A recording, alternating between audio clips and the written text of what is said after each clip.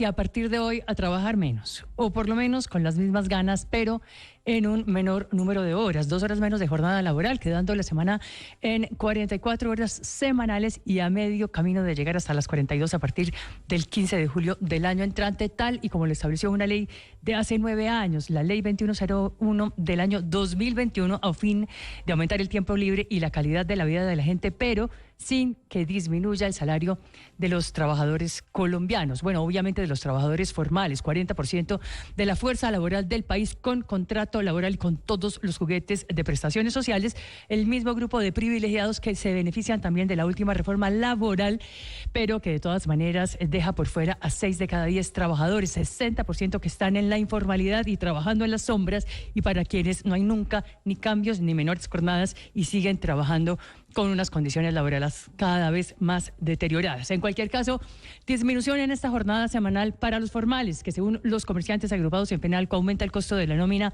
en un 6,5% más al distribuir el mismo sueldo en una menor cantidad de horas y golpeando de manera particular sectores como hotelería y comercio, que posiblemente tendrán que salir a contrastar más gente y más personal para cumplir con esta norma.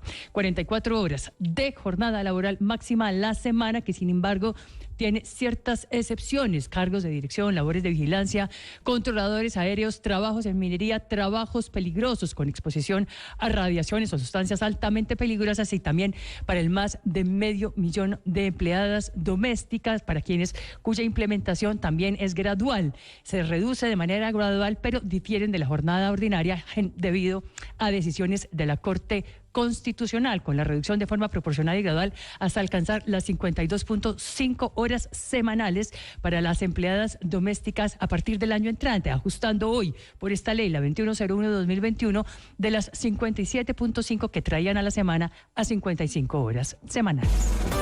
Ricardo Ospina es periodista. Está en Mañanas Blue. Son las 6 de la mañana y 37 minutos. Una nueva controversia se desató en las últimas horas entre el presidente Gustavo Petro y las altas cortes por cuenta del decreto 0799 de 2025 que firmaron el jefe de Estado y su ministro de Justicia, Eduardo Montealegre, que le quita la facultad al Consejo de Estado para conocer en primera instancia las tutelas contra el presidente de la República.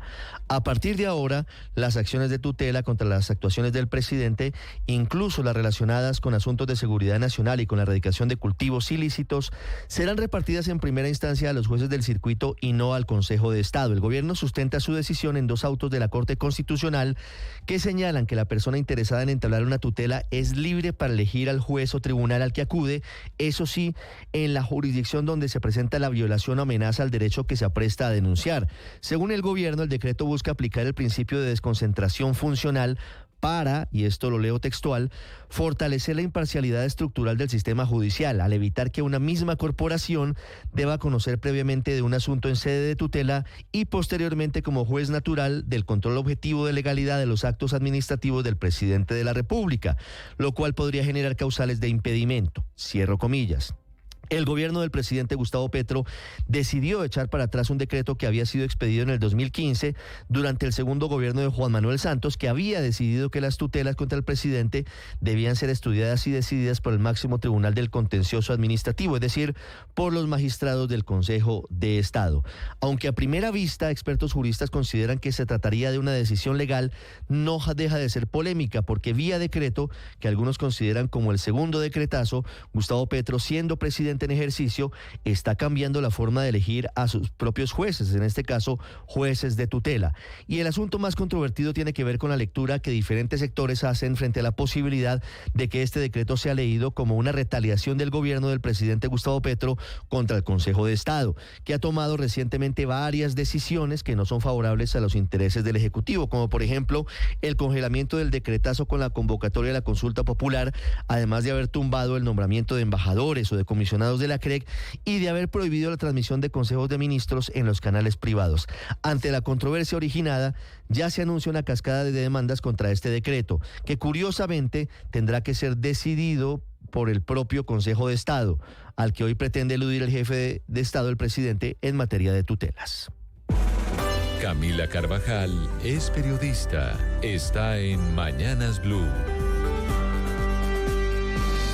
6:39 a.m.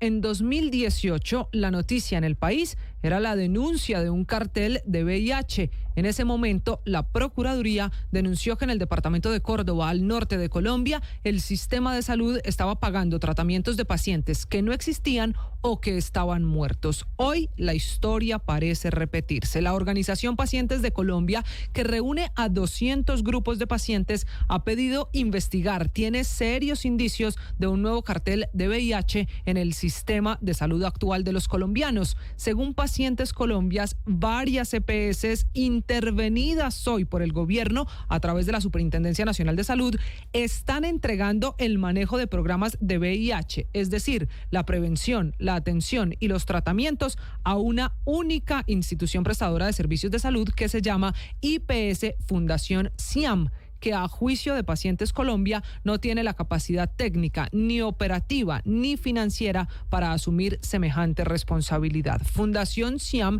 es una IPS que existe desde el año 2005 con presencia en Antioquia, Bogotá, en toda Cundinamarca, en norte de Santander, Quindío, Risaralda, Santander, Tolima y Valle del Cauca. La denuncia dice que esta IPS, Fundación SIAM, que hasta ahora no ha respondido a la denuncia, no está reportando los casos ni tampoco los indicadores ante la cuenta de alto costo del sistema de salud. Dice también que estaría modificando de manera arbitraria el tratamiento de los pacientes sin un sustento médico, lo que afecta a la salud de pacientes con VIH. En ese sentido, esta organización advierte que concentrar la atención de pacientes con VIH en un solo operador pone en riesgo al sistema de caer en cartel en la politización de los servicios de VIH. Ahora a Pacientes Colombia le toca mostrar las pruebas y entregar la lista de las EPS que están, según su denuncia, en este nuevo cartel.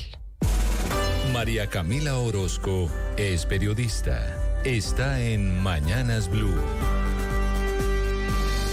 Ahora son las 6:41 de la mañana. La Paz Total sufrió un nuevo revés. José Aldinever Sierra Sabogal, alias El Zarco Aldinever, uno de los hombres con mando en la segunda marquetaria al mando de alias Iván Márquez, dejó de ser negociador de paz. La resolución lleva la firma del presidente Gustavo Petro y es del 9 de julio de este año, y allí se deja sin efecto el reconocimiento pleno por cuenta de otra fractura en estos grupos ilegales que siguen intentando subirse al bus de la Paz Total. En la resolución se lee que en noviembre de 2024 la Coordinadora Guerrillera del Pacífico y los comandos de frontera aseguraron que se deslindan del nombre de la segunda marquetalia, ratificando el compromiso de concretar un acuerdo de paz con el gobierno nacional. No es cualquier nombre. El Zarco Aldinever, es quien desde Venezuela, según las autoridades, estaría dando órdenes como la de atentar en contra de la vida del congresista de la oposición del Centro Democrático Miguel Uribe Turbay, con el fin de provocar tensión en el panorama político nacional en plena campaña y desestabilizar el gobierno del presidente Gustavo Petro. El efecto inmediato de esta decisión es la reactivación de las órdenes de captura en su contra. Este guerrillero, que ha pertenecido a ese grupo ilegal desde 1991, cuando ingresó al Frente 53 de las FARC, es uno de los hombres de confianza de alias Iván Márquez y mantenía su credencial como negociador de paz desde febrero del año pasado, a pesar de que esa intención, esa segunda marquetalia, se había fracturado y terminó, como en efecto se dijo, ya dividida en 3 grupos. La resolución también deja sin efecto la designación de otros 4 guerrilleros que están armados y que siguen órdenes de Márquez, de quien no se tiene noticias. No se sabe si está vivo o muerto en Venezuela. Estás escuchando Blue Radio.